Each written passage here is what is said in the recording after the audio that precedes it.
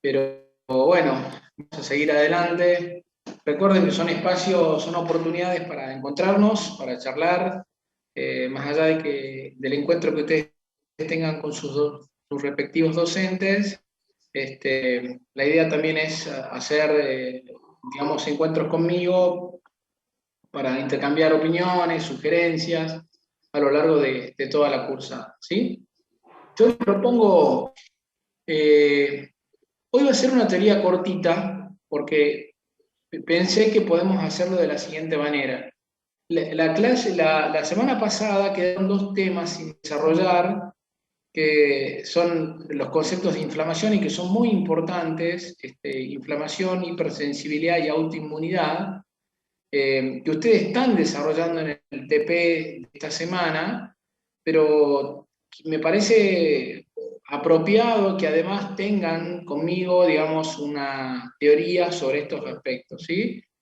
Y además, el tema de hoy es interno de situación.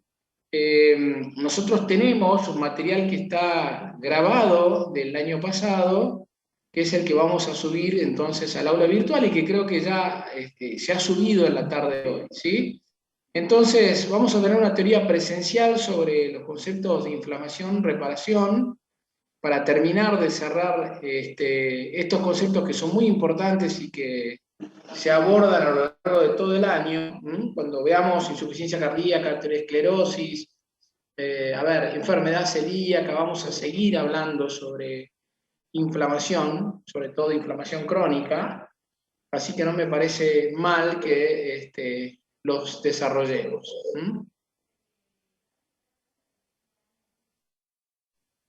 Espérenme un ratito, vamos a ver. ¿Estamos bien? Voy a compartir entonces pantalla, me dan unos minutitos para abrir la teoría y vamos a charlar sobre inflamación.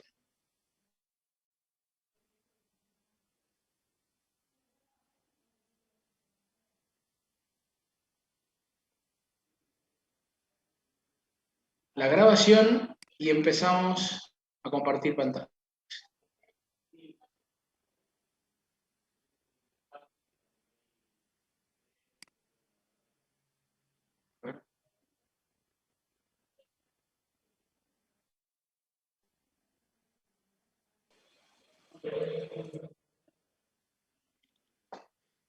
Una vez más les pregunto, ¿están bien? ¿Pueden ver bien esta teoría?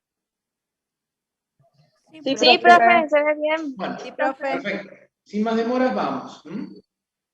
Entonces, ¿qué es lo que vamos a revisar en la teoría de hoy? Vamos a describir las características más relevantes de un proceso inflamatorio.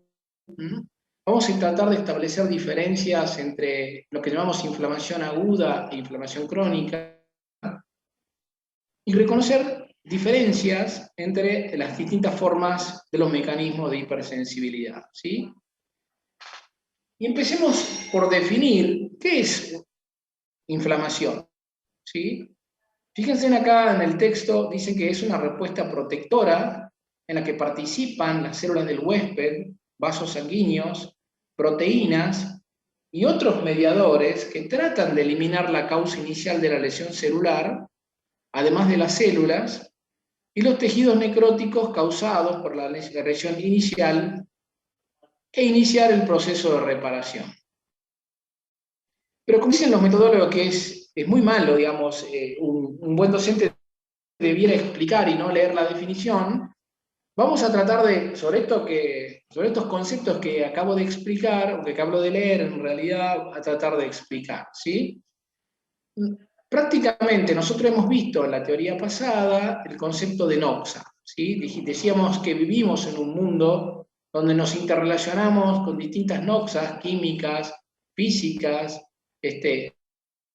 sociales, por ejemplo, y que de alguna medida cuando estas noxas nos agreden, tenemos la capacidad de defendernos con respuestas celulares o humorales. De alguna manera, esto significa, digamos, la respuesta inflamatoria. La respuesta inflamatoria es una respuesta de protección, pero ojo, en algunos casos, cuando se perpetúa o cuando es desmedida, puede ser muy nociva y hasta incluso amenazar nuestras vidas. Por ejemplo, me valgo del concepto de sepsis o septicemia para la comunidad en general. La sepsis es una respuesta inflamatoria sistémica. Este término lo vamos a ver muchas veces a lo largo de la cursada, totalmente descontrolada y desproporcionada, que provoca cambios hemodinámicos, caída de la presión arterial, caídas en resistencias periféricas en nuestros vasos sanguíneos, deprime la función cardíaca, provoca alteraciones en el cambio de oxígeno en los capilares pulmonares, y todo a partir de una respuesta inflamatoria. A mí me gusta charlar con los alumnos cuando hay instancias de evaluación, diciéndoles siempre la inflamación es protectora. Bueno, y debemos concluir que casi siempre lo es, pero en algunas circunstancias, cuando esta respuesta es totalmente desmedida o no controlada, ¿sí? O cuando se perpetúa, hay muchos modelos de inflamación crónica, digamos, en enfermedades como por ejemplo la arteriosclerosis, la obesidad, la misma enfermedad celíaca puede ser nociva, ¿sí? Entonces, es una respuesta que nos protege, sí. ¿Cómo nos protege? Participando células, vasos sanguíneos, proteínas que llamamos sininas, bueno, la vamos a ver un poco más adelante en las próximas diapositivas, tienden a eliminar la causa que nos agrede, y también lo que dicen los libros, ustedes quizás ya los han leído, la inflamación prepara el camino de la reparación. Sobre los fenómenos inflamatorios se construyen los fenómenos de reparación tisular. Decimos que tratamos de establecer algunas diferencias entre inflamación aguda y crónica. Bueno, es por todos conocido que los procesos inflamatorios son agudos, son de rápida instalación, los de crónicos son mucho más lentos. Esto sí es importante. Participan predominantemente un subgrupo de leucocitos que se llaman polimorfonucleares o neutrófilos. ¿Sí? ¿De dónde viene este término?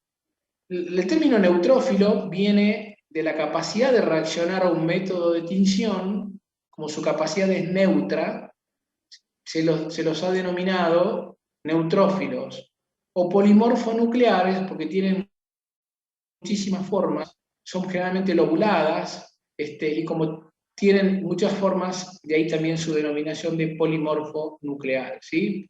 La lobulación del núcleo sobre todo. Entonces, cuando la participación celular es predominantemente neutrofílica o polimorfonuclear, hablaremos de inflamación aguda. Cuando la participación sea mononuclear, monocitos o linfocitos, o también macrófagos, que son células especializadas, hablaremos de inflamación crónica.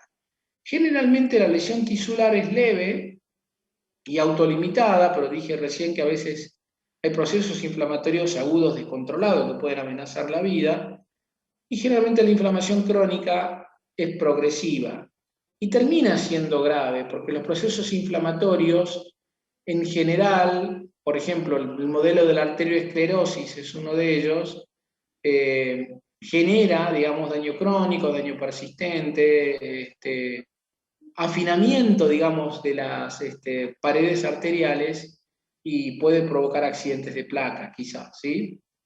Ahora, la inflamación local tiene síntomas locales predominantes, o sea, por ejemplo, un trauma, un proceso infeccioso, una celulitis, una infección urinaria, tiene síntomas locales, es decir, si me he traumatizado la mano, bueno, también lo vamos a ver en las próximas diapositivas, tendré la famosa tríada o tétrada de Celso: rubor, calor, dolor, aumento del tamaño del órgano. Eso no se suele ver en la inflamación crónica, donde estos fenómenos inflamatorios son poco marcados, pero son más crónicos, ¿sí? Bueno, aquí está Celsus, quien describe hace muchísimos siglos atrás la tríada o la tétrada después definida como de la inflamación aguda. Él sostiene que en todo proceso inflamatorio existe dolor, se genera un aumento local del tamaño del órgano, por eso esto se define como un tumor, el aumento del tamaño del órgano, que existen procesos locales como que llevan a cambios en la circulación y aumento de la temperatura, y eso genera rubor y calor. Y después, lógicamente, un órgano que pasa por todas estas situaciones tiende a perder la función para lo que ha sido creado, y eso se llama alteración o impotencia funcional. Estos conceptos sí me gustaría que tengan bien, bien incorporados, que es la famosa tríada o la tétrada de Celso, ¿sí? Ahora, ¿qué ocurre? Bueno, vamos a tratar de explicar en estos minutos los fenómenos que suceden a la inflamación aguda. Cuando existe un estímulo, supongamos picadura de insecto, traumatismo, necrosis, ingreso de un cuerpo extraño, hasta un mecanismo de hipersensibilidad, nosotros recibimos entonces anoxa, inmediatamente esa anoxa nos genera cambios vasculares, que vamos a explicar en breve, y también en forma simultánea fenómenos celulares, que son migración de leucocitos, que tratan de alguna manera de presentar la anoxa, neutralizarla, y tras la neutralización preparar la reparación. Bueno, veamos un poquito más en detalle qué es esto. Por ejemplo, esto tiene que ver con los fenómenos que ocurren.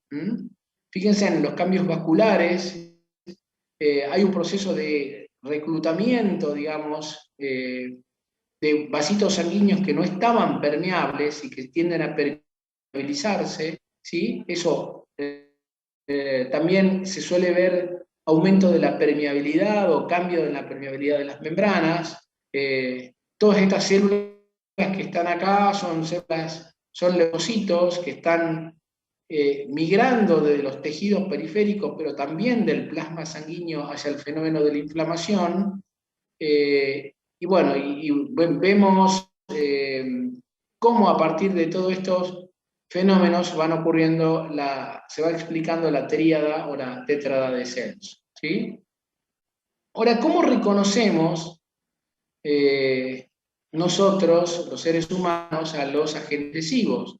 Supongamos una bacteria o el mismo coronavirus, que lo hemos citado en el práctico pasado, y ahora que estamos transitando, digamos, los tiempos de pandemia, podríamos utilizar el ejemplo, ¿sí? Es por todos conocido, que lo leemos en los medios, que el coronavirus ingresa a nuestro cuerpo por superficies mucosas, por ejemplo, la mucosa oral, las vías respiratorias, la conjuntiva de nuestros ojos, y que tras penetrar, digamos, esas barreras, va a ir a adherirse hacia determinados receptores. Y particularmente el coronavirus se adhiere a un receptor muy específico del aparato respiratorio y sobre todo del alveolo pulmonar, que es donde en esos receptores va a introducirse a la célula y va a generar el daño por todos conocidos, sobre todo en los pacientes moderados o severos, para desarrollar las neumonías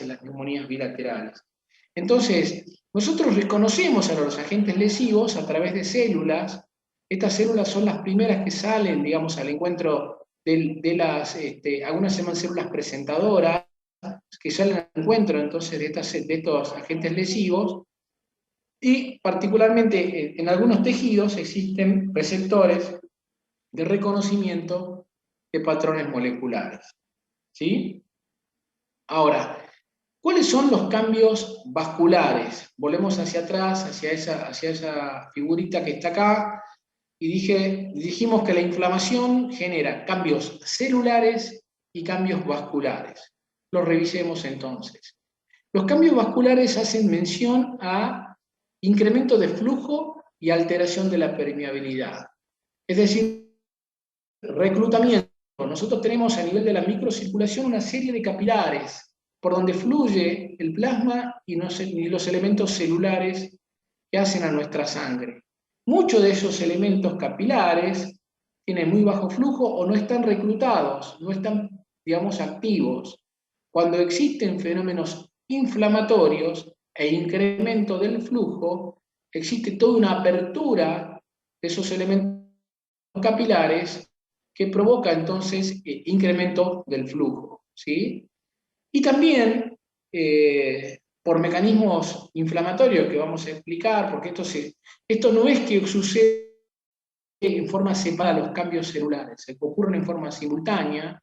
En el mismo momento las células están liberando sustancias vasodilatadoras que alteran la permeabilidad de nuestras membranas y provocan, bueno, valga la redundancia, cambios en la permeabilidad, las membranas se vuelven más porosas, por llamarla de alguna manera, y permiten el pasaje de sustancia desde un compartimento, eso lo van a ver en la próxima teoría que está subida, desde un compartimento intracelular al extracelular. O sea, las membranas claramente alteran su permeabilidad.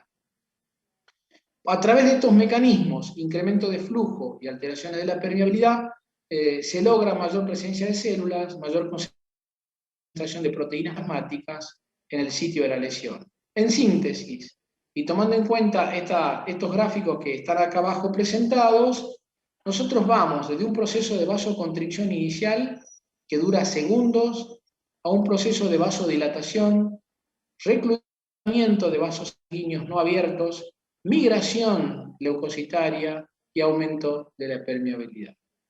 ¿Sí? Ahora, ¿por qué aumenta la permeabilidad?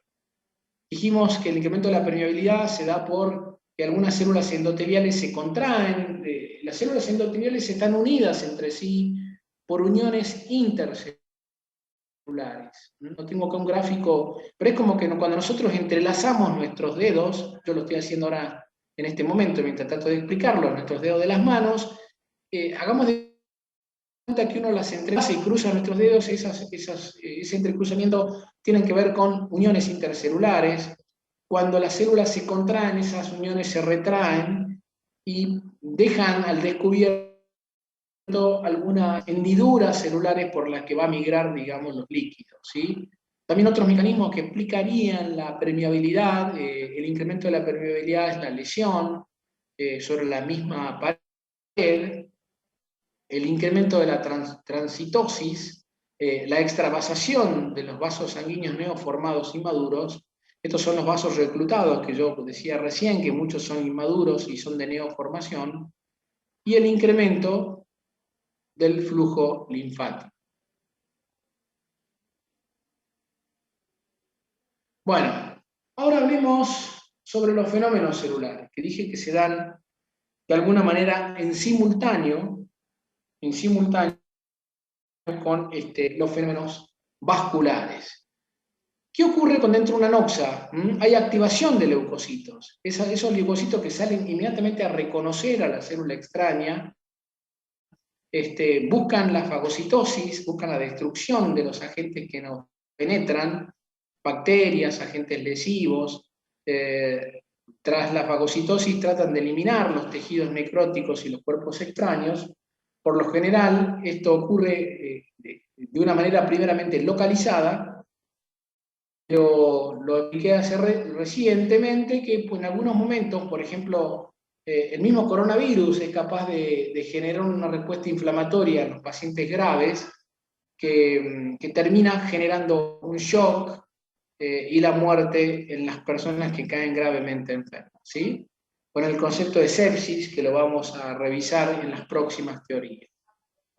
Entonces, para tratar de entender qué ocurre a nivel celular, las células, ustedes saben que los vasos sanguíneos contienen la sangre. La sangre está constituida por elementos figurados, o sea, por células, y por el plasma, que es la fracción líquida de la sangre, ¿sí?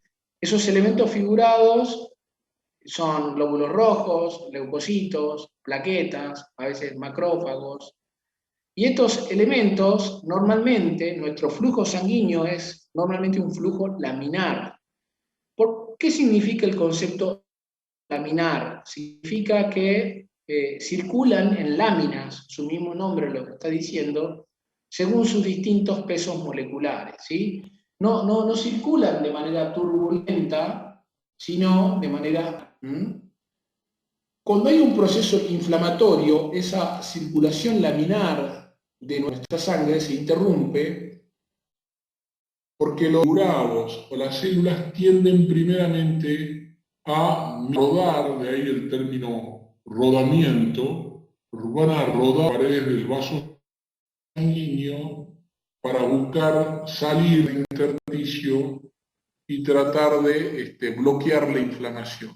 Entonces se marginan primeramente, o sea, van desde la porción central del vaso hacia la periferia, y después ese fenómeno se llama de marginación, y después existe un fenómeno de rodamiento, que es la migración a través de las paredes. Se adhieren al endotelio, o sea, se pegan hacia la capa íntima de los vasos sanguíneos, y después transmigran o migran entre las células endoteliales y se dirigen hacia el tejido inflamado. ¿Sí? Esto también es importante que lo entendamos así para aquellos alumnos que son memoriosos. Hoy, por supuesto, vamos a desmenuzar los conceptos de inflamación. A mí me interesan lo grosero, que es los fenómenos inflamatorios comprenden dos fenómenos importantes: los cambios vasculares, que tienen que ver con reclutamiento y permeabilidad, y los cambios celulares, que tienen que ver con marginación, adhesión, migración hacia el tejido inflamado. ¿Qué es la quimiotaxis? Este término lo vamos a usar durante mucho tiempo en el año, E incluso vamos a hacer referencia en patologías inflamatorias crónicas al concepto quimiotáctico. La quimiotaxis es el desplazamiento de los leucocitos, hacia el sitio de la lesión, ¿sí? A través de un gradiente. Porque la pregunta es, ¿qué hace que los leucocitos se trasladen de un lugar al otro? ¿Por qué sustancias son atraídos? Bueno, esa atracción es ejercida por sustancias llamadas quimiotácticas, o también llamadas quimosininas o citocinas, que tienen prácticamente, una vez liberada en el tejido, muchísima atracción hacia los leucocitos. Otros productos que también atraen los leucocitos son los productos bacterianos, y también, bueno, forman parte de las citoquinas los metabolitos del ácido araquidónico. Aquí están descritas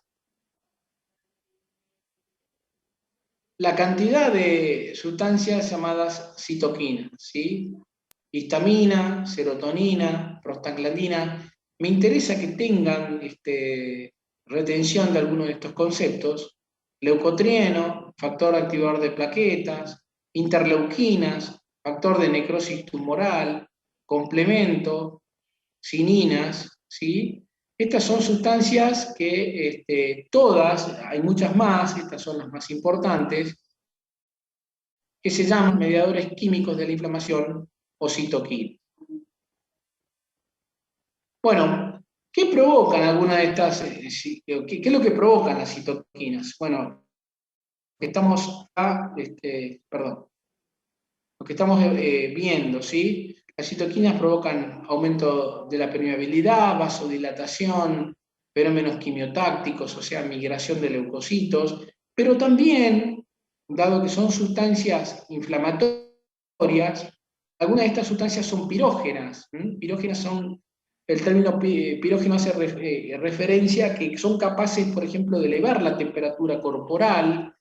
Cuando alguno de nosotros experimenta fiebre, y seguramente muchos de nosotros los hemos hecho a lo largo de nuestras vidas, no estamos haciendo otra cosa que liberar sustancias inflamatorias, no estamos haciendo otra cosa que liberar citoquinas, sobre todo, por ejemplo, interleuquinas o prostaglandinas, y estas prostaglandinas elevan la temperatura de nuestro cuerpo y ahí desarrollamos la famosa fiebre, que es una manifestación clínica que es de alarma, ¿no? Tanto en la comunidad como en la comunidad médica, digamos, o en nosotros, quienes estudiamos las ciencias médicas o la misma gente en general. Bueno, ahora, un leucocito activado tiende a la fagocitosis.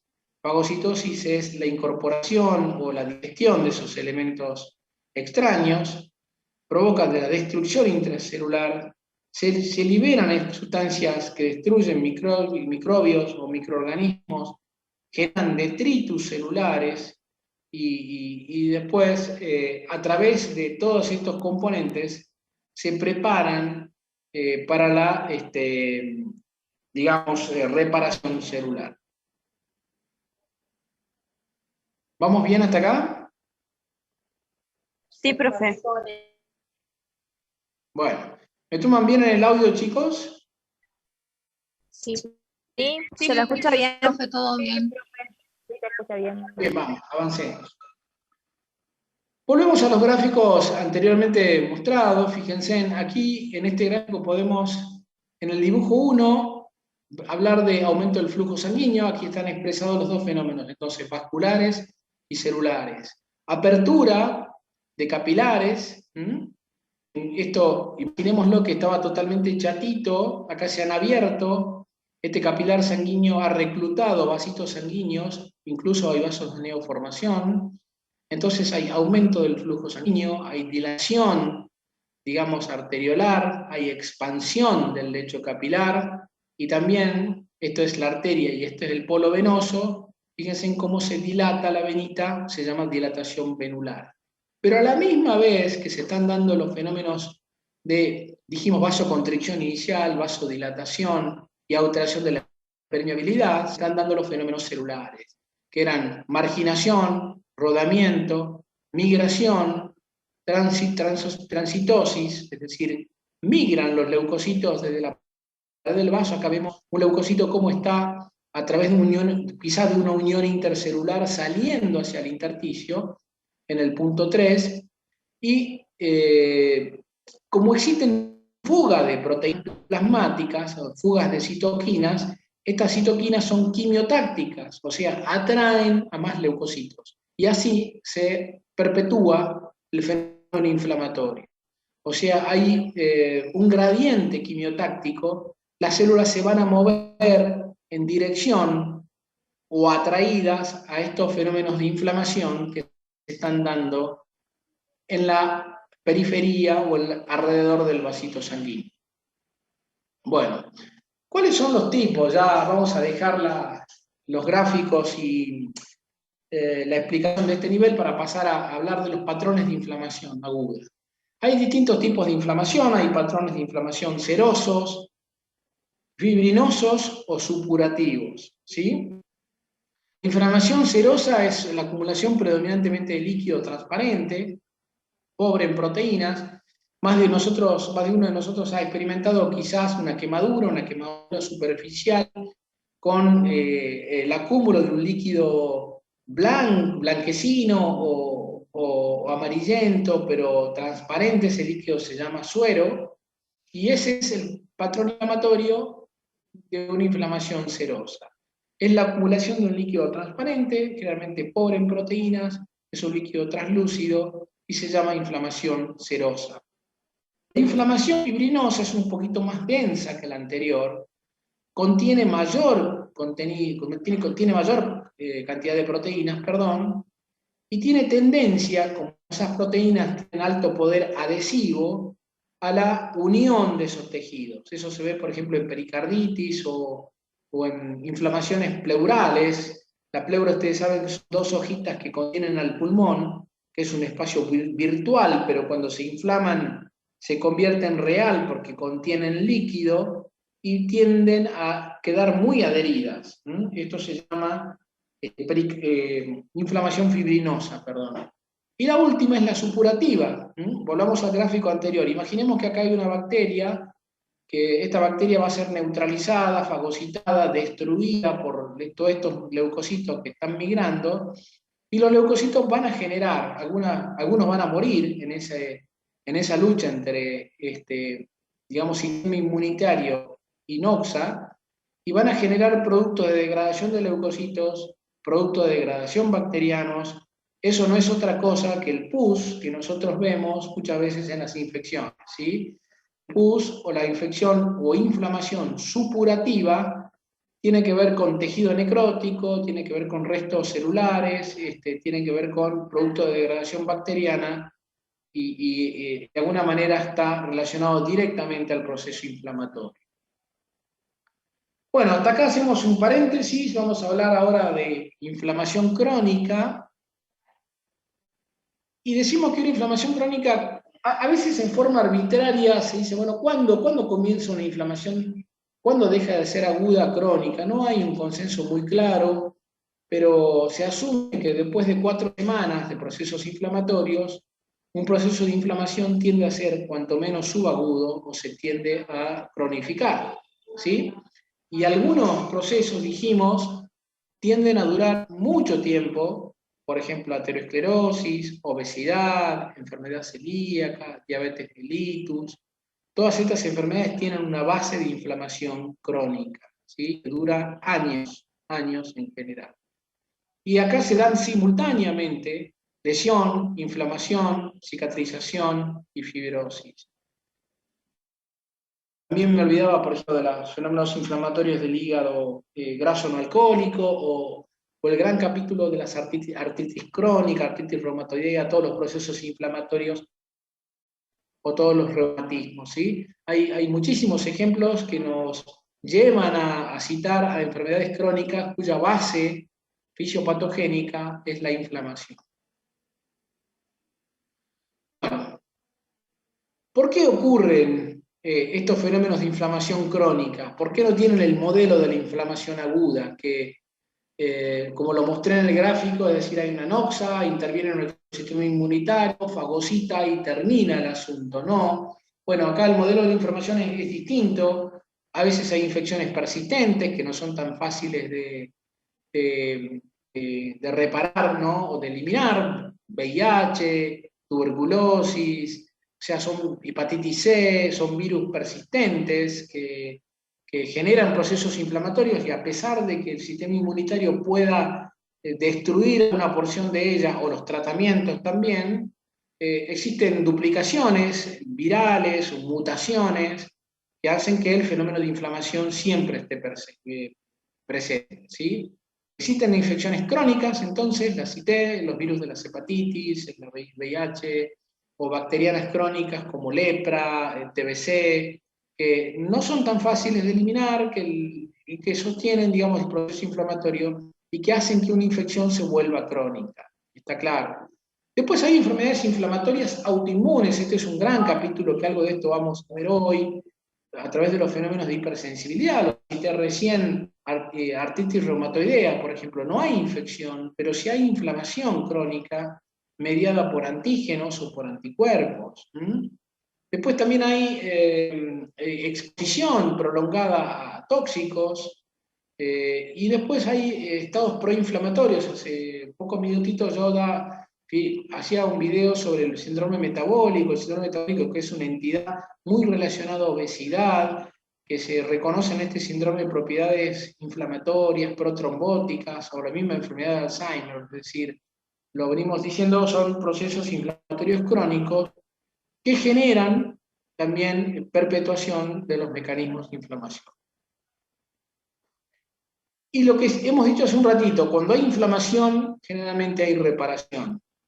La prueba de esto es que cuando nosotros nos agredimos, me gusta citar mucho el ejemplo de la piel, cuando nuestra piel se ve agredida por un trauma, una infección, un mecanismo alérgico, vemos cómo a los pocos días de soportar la noxa y de generar el proceso inflamatorio, nuestra piel comienza a repararse. formando tejido nuevo, formando un proceso de descamación, la famosa cascarita que se nos va cayendo. Bueno, el proceso de inflamación anterior prepara el proceso de la reparación. La reparación es indispensable para la supervivencia. Si no existiese reparación, no podemos, en la gran mayoría de los tejidos, el sistema nervioso, regenerar al tejido luego del daño y cicatrizarlo, ¿sí? Ahora, ¿de qué depende que ese proceso de reparación sea exitoso? Depende de la noxa, por supuesto, de la duración y de la intensidad.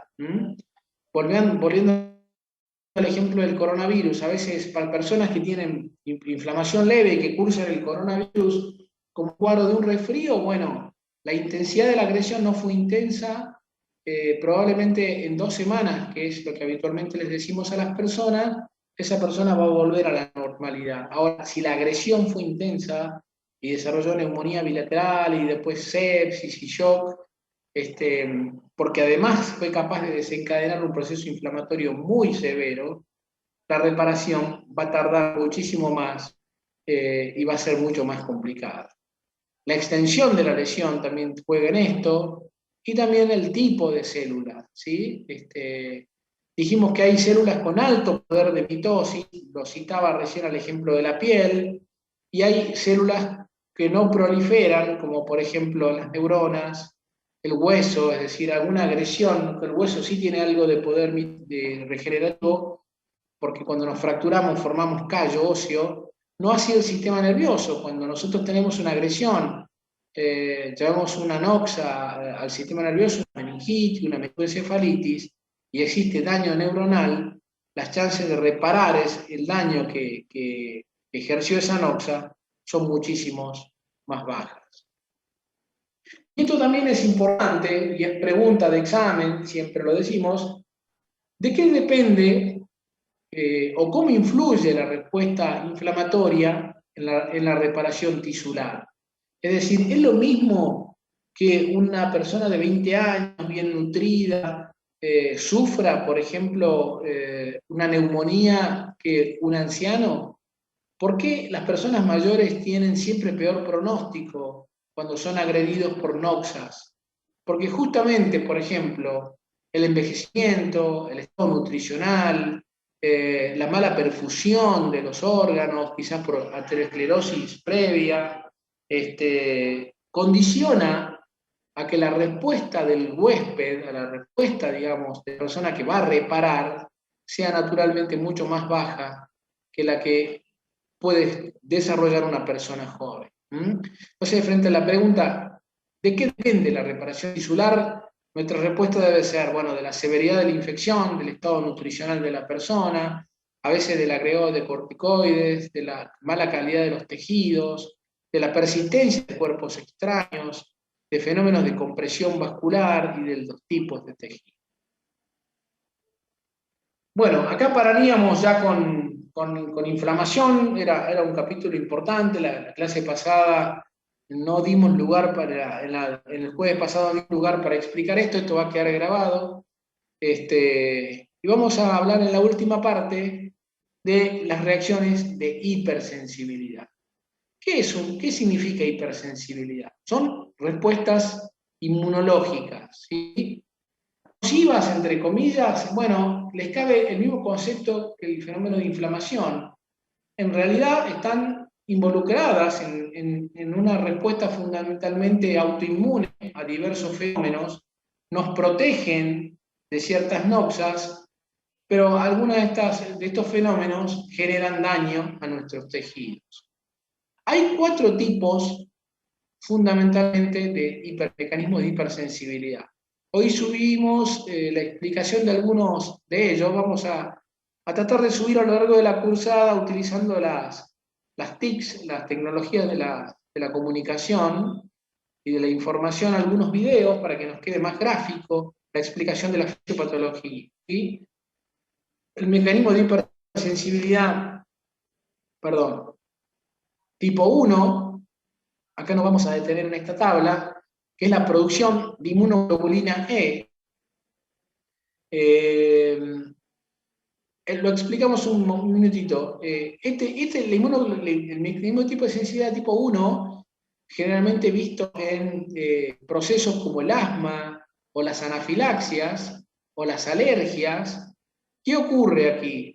Tras la entrada de una sustancia nociva, de una noxa, existe, digamos, un primer paso que es el bloqueo, digamos, de esa noxa con leucocitos, pero el mecanismo que se produce es, por ejemplo, la liberación de aminas, vitaminas fundamentalmente, la liberación de aminas vasoactivas, histamina y una notable exposición de inmunoglobulina E.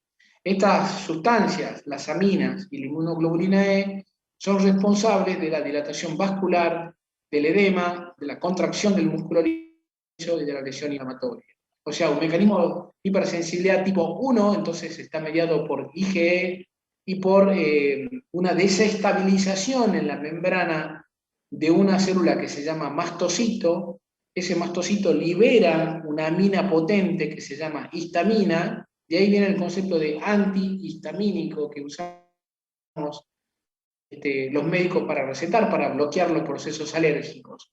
Los antihistamínicos buscan justamente estabilizar la membrana del mastocito y evitar esa liberación masiva de sustancias que llevan a dilatación, permeabilidad, contracción de músculo liso, como pasa en el endotelio, lesiones e inflamación. El mecanismo de sensibilidad tipo 2 es un mecanismo de citotoxicidad directa. Es la unión de un antígeno, es la unión, perdón, de una proteína, de un anticuerpo, a un determinado, digamos, antígeno de una célula, habitualmente una célula propia de nuestro organismo. Por ejemplo, el ejemplo que está citado acá es la anemia hemolítica. ¿Qué ocurre en las anemias hemolíticas? Nos vamos a adelantar bastante al capítulo de anemia, pero en las anemias, que es la disminución de la formación o la destrucción de glóbulos rojos, uno de los mecanismos que ocurre es la destrucción por anticuerpos, ¿sí? Es decir, los seres humanos somos en estados patológicos capaces de formar anticuerpos anti-membrana del glóbulo rojo. También somos capaces de formar anticuerpos antitiroides, somos capaces de formar anticuerpos antimembrana basal glomerular. Es decir, generamos proteínas que son estas inmunoglobulinas M o G que se unen a un antígeno.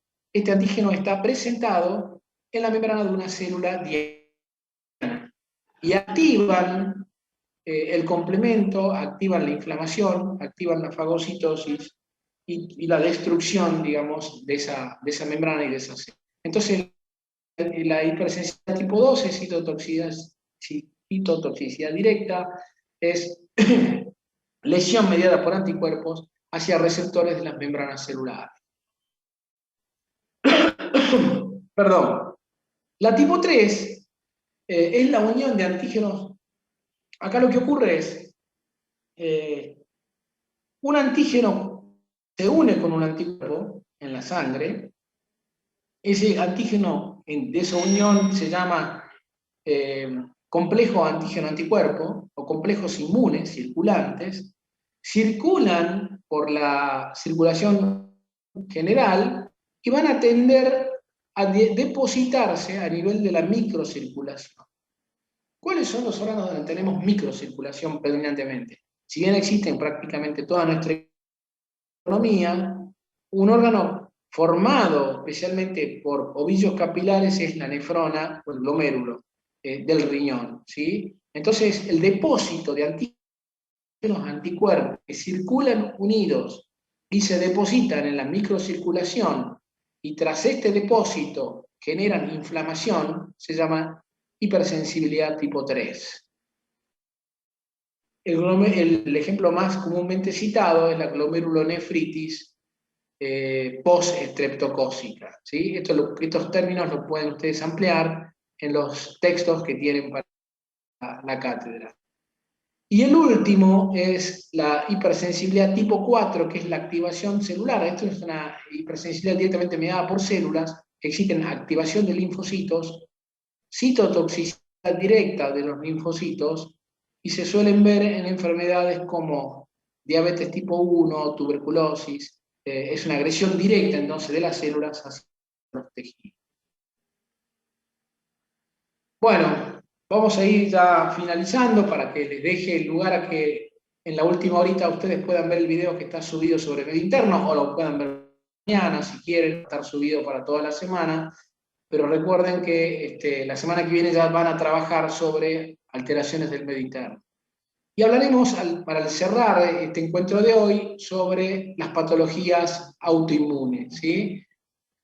Las patologías autoinmunes es un grupo de enfermedades cuyo mecanismo central es la reacción que genera nuestro sistema inmune contra estructuras de nuestro propio cuerpo, ¿sí? Un 2 o un 5% de la población sufre de alguna manera enfermedades autoinmunes. El disparador son a veces autoantígenos, es decir,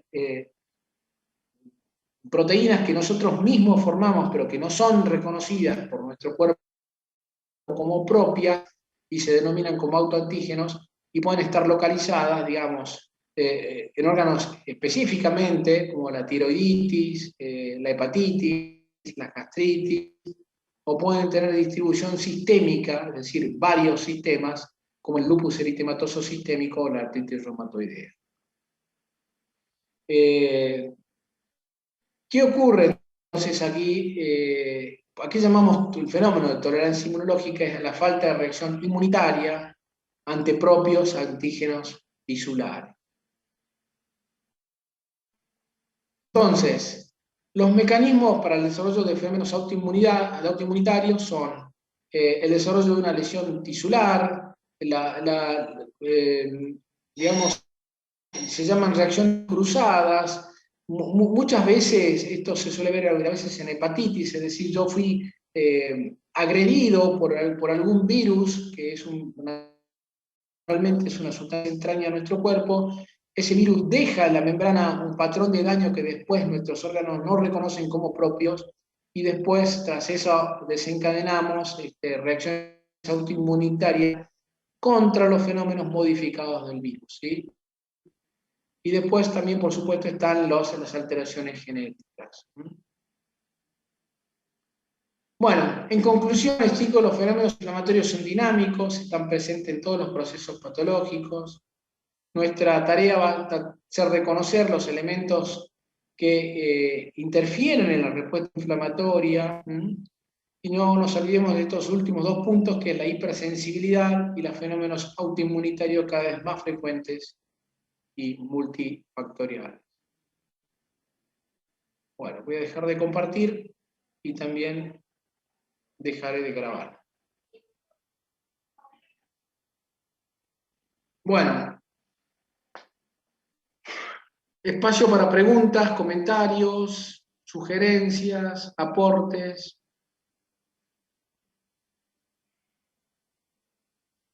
¿Les quedó todo claro? ¿Necesitan revisar? Algunos de estos conceptos debían revisarlo en la semana de hoy. Mi idea era complementarlo porque era muy difícil dar esta teoría sumado a lo que fue NOXA, lesión de fenómenos inflamatorios. Así que bueno, espero que esto complemente lo que han tenido que revisar esta semana. Me preguntan acá en el chat si va a subir la clase virtual. Bueno, ya tienen hoy 2 clases subidas. Tienen la clase que dimos el jueves pasado y tienen, digamos, apenas terminemos de nuestro encuentro, la oportunidad de de ver un video sobre alteraciones del medio interno, ¿sí? Profe, Así una que consulta, ¿en qué parte está? Porque yo no le he podido encontrar el video de la clase anterior. Bueno, fue subido hoy, ¿no? No sé cuándo lo buscaste. Claro, no, yo lo estoy buscando esta semana. Ah, bien, bien, bien. Sabés que tuve dificultades en la conversión del archivo, pero ya lo tenés hoy desde el mediodía, Sí, está sí está, subido. profe, ¿Sí? subido. Ah, ya. Gracias, profe. Bien, bien, perfecto. Una pregunta de Pedro me dice, me llama la atención las interleuquinas con el estado de inflamación no tan notoria en la obesidad. A ver. Sí, Pedro, yo decía, hay entidades que nos generan inflamación crónica, hay enfermedades cuya base fisiopatogénica es la inflamación crónica. Y un modelo muy atractivo para estudiar inflamación crónica es la arteriosclerosis, por ejemplo. El mismo Alzheimer tiene algunos modelos de inflamación crónica y también la obesidad. La obesidad que, o sea, nosotros hace ya tiempo sabemos que el depósito de adipocitos en vísceras, como el hígado, o el músculo y en la pared del abdomen, no es un fenómeno inerte, es decir, no es el depósito de células y nada más. Esas células son capaces de liberar sustancias, es más, ese concepto se llama lipotoxicidad. El adipocito libera sustancias inflamatorias que son contribuyen al desarrollo de la arteriosclerosis, que contribuyen al daño de órganos, que contribuyen también a la resistencia a la insulina, que contribuyen a fenómenos cardiovasculares y a aumentar el riesgo cardiovascular de las personas. Esas proteínas son citoquinas, lo vamos a ver en los capítulos de obesidad, esto ya es la tercera parte de la cursada, pero claramente la obesidad es un modelo de inflamación crónica, ¿sí?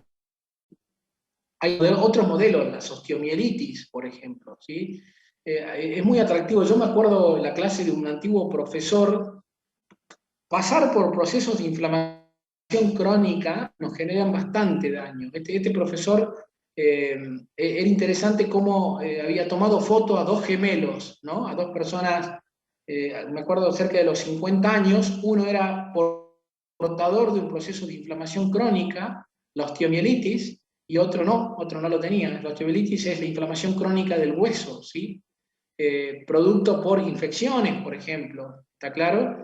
Y comparó, le fue sacando fotos durante mucho tiempo y pudimos ver cómo envejecían esas dos personas de una manera muy distinta. Una tenía cara mucho más avejentada. ¿Y qué había pasado? Bueno, la inflamación crónica es capaz de generar cambios metabólicos, incremento de la demanda metabólica. Las personas que pasan por procesos de inflamación crónica cambian su fenotipo, ¿no?